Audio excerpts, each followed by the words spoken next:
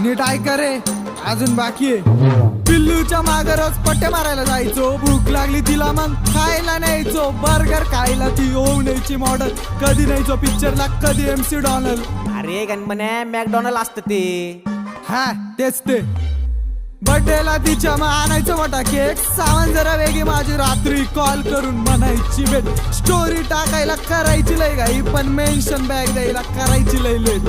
कधी म्हणायची नवरोबा, कधी म्हणायची आबी, कॉल वरती 24 तास जेवला का बेबी. कुलूप झालतो मी आणि ती माझी चाबी, दोस्त पण म्हणता आता हीच पाहिजे भाभी.